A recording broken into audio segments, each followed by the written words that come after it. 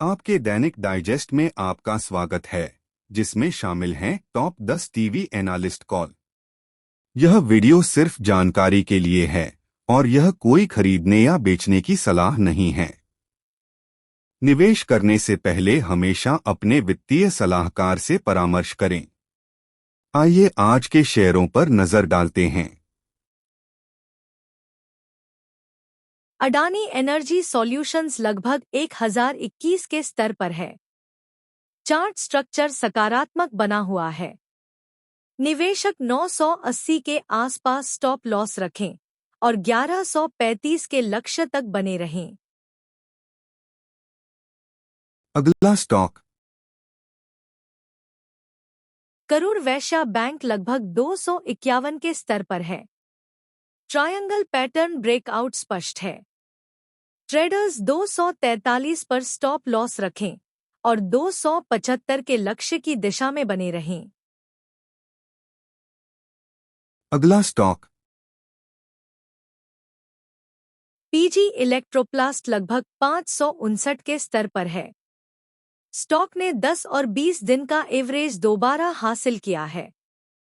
निवेशक 549 पर stop loss रखें और 595 के लक्ष्य पर नजर रखें। अगला स्टॉक लॉरस लैब लगभग 997 के स्तर पर है। आवरली चार्ट पर मजबूत ट्रायंगल ब्रेकआउट दिखा है। ट्रेडर्स 975 के आसपास स्टॉप लॉस रखें और 1060 के लक्ष्य तक बने रहें।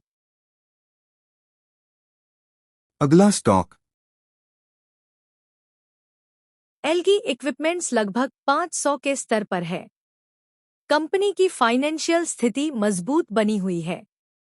निवेशक 485 पर स्टॉप लॉस रखें और 530 के लक्ष्य की दिशा में बने रहें।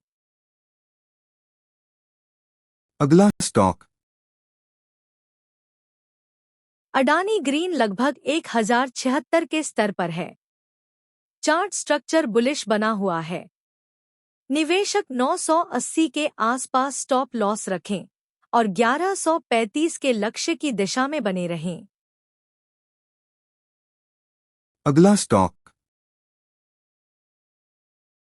अरविंद लगभग 344 के स्तर पर है। प्रमुख रेजिस्टेंस के ऊपर ब्रेकआउट स्पष्ट है। ट्रेडर्स 341 पर स्टॉप लॉस रखें और 362 के लक्ष्य की दिशा में बने रहें। अगला स्टॉक सुंदरम फाइनेंस लगभग 4748 के स्तर पर है। चार्ट स्ट्रक्चर स्थिर बना हुआ है। निवेशक 4740 पर स्टॉप लॉस रखें और 4950 के लक्ष्य की दिशा में बने रहें। अगला स्टॉक पीएनबी हाउसिंग फाइनेंस लगभग 912 के स्तर पर है। स्टॉक 200 दिन के एवरेज के ऊपर बना हुआ है। निवेशक 888 पर स्टॉप लॉस रखें और 950 के लक्ष्य की दिशा में बने रहें। अगला स्टॉक डाटामेटिक्स लगभग 897 के स्तर पर है। कंपनी के दूसरे तिमाही नतीजे मजबूत रहे हैं। निवेशक 870 पर स्टॉप लॉस रखें और 930 के लक्ष्य की दिशा में बने रहें। अगला स्टॉक